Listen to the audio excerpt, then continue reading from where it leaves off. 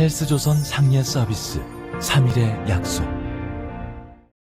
네, 여러분 안녕하십니까. 유력 대권주자 중 한 사람인 유승민 전 미래통합당 의원은 어제 11월 22일 정부의 부동산 정책 실패와 관련해서 페이스북에 이런 말을 했습니다. 온 나라가 뒤집혀도 문재인 대통령은 꼭꼭 숨었다. 석 달 전인 지난 8월에 부동산 대책의 효과가 나타나면서 집값 상승세가 진정되고 있다. 이게 문 대통령이 숨어버리기 전 마지막으로 남겼던 어록이다. 네.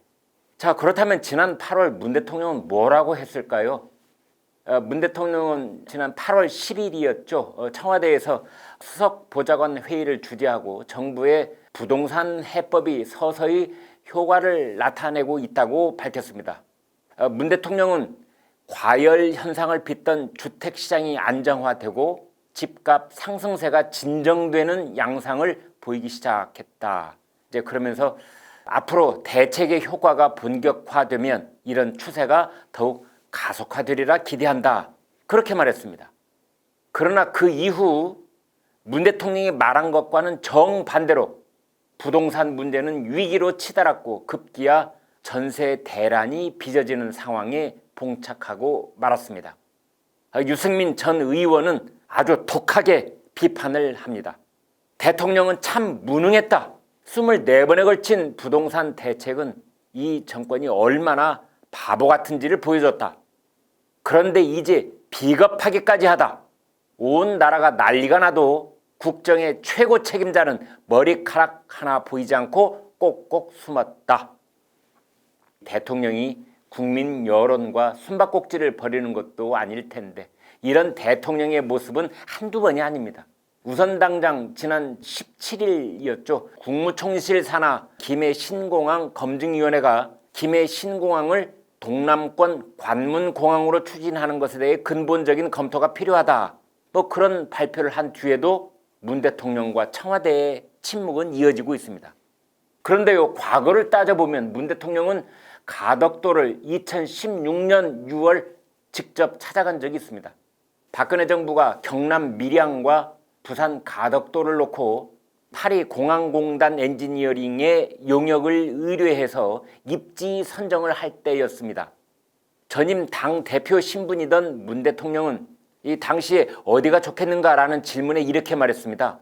개인 견해가 있지만 밝히는 것은 적절하지 못합니다. 그러나 절차가 투명해지면 결과는 부산 시민들이 바라는 바와 크게 다르지 않을 것입니다. 언뜻 들으면 밀양이 좋다는 것인지 가덕도가 좋다는 것인지 애매모호합니다. 그러나 지금 사진으로 보여드리는 것처럼 문 대통령은 당시 동행한 인사들과 함께 가덕 신공항 유치 그런 팻말을 들고 구호까지 외쳤습니다. 문 대통령은 늘 그런 식입니다. 노무현 대통령이었다면 가덕도든 김해든 진짜 부산 시민을 위한 결과가 무엇인지 과학적으로 따져서 그 결과를 승복하고 설득하려고 했을 것입니다. 그러나 문 대통령은 늘 눈치를 보는 듯 아예 의견이 없는 듯 뒤에 숨어 있습니다. 우리의 주장은 대통령이 자신의 생각을 밝히라는 것입니다. 가덕도가 좋겠다는 판단이면 그것을 드러내놓고 국민 여론과 야당과 부산 시민들에게 적극적으로 설명하고 설득하라는 것입니다. 대통령이 된 뒤 2019년 2월 부산을 방문해서는 부산 시민들이 신공항에 대해 제기하는 것이 무엇인지 잘 알고 있습니다. 이제 그렇게만 말해놓고 지금까지 계속 침묵입니다. 그래서 유승민 전 의원이 지금 정권에게 몇 개 지적하는 것처럼 바보인데 비겁하기까지 하다는 말이 자꾸 떠오르는 것입니다. 가덕도 신공항에 대해 조국 전 법무장관이 노무현 국제공항 그런 이름을 붙이자고 하는 말을 꺼냈습니다. 그러자 진중권 전 동양대 교수는 그냥 문재인 공항이라고 하세요. 문통 각하의 선물이니까 그렇게 꼬집었습니다. 자, 입이 없는 대통령, 문재인 대통령의 침묵은 신공항 문제뿐만이 아닙니다. 대통령이 반년 사이를 두고 임명한 검찰총장과 법무장관이 1년 가까이 충돌을 하고 있는데도 대통령과 청와대는 마치 강 건너 불구경하듯 방치하고 있습니다. 대통령이 검찰총장에게 임명장을 줄 때 이렇게 말했습니다. 살아있는 권력의 잘못도 엄정하게 수사하세요. 그러나 법무장관은 검찰총장의 권력비리 수사를 건건히 회방 놓고 있습니다. 이것은 우리나라 법무 검찰 사상 초유의 일입니다.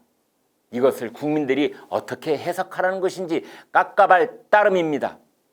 그러나 이 문제에 있어서는 문 대통령을 전혀 이해 못하는 것은 아닙니다. 아마 믿는 도끼에 발등 찍히는 기분도 들 것입니다. 내년 7월까지 임기가 보장된 윤석열 총장의 칼끝이 대통령과 주변 인물들의 턱밑까지 치고 들어온 상황이니 이러지도 저러지도 못하는 것입니다. 문 대통령 입장에선 윤 총장을 깔끔하게 제압하지 못하는 추미애 장관이 야속하고 원망스러울 뿐일지도 모르겠습니다. 그래서 문 대통령은 법, 검 충돌에 대해 입이 열 개어도 말을 못하고 있는 것이지요.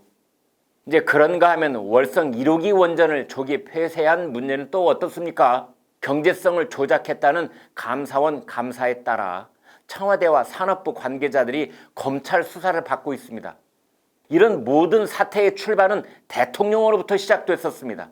문 대통령이 원전은 안전하지도 경제적이지도 않다 그러면서 탈원전 방침을 밝혔고 월성 1호기는 언제 가동 중단하느냐 그렇게 체근하면서 벌어진 일입니다. 문 대통령은 자신 때문에 고위 공직자들이 범죄의 혐의자로 몰리게 됐는데도 정작 본인은 전혀 모르는 일인 것처럼 입을 닫고 있습니다.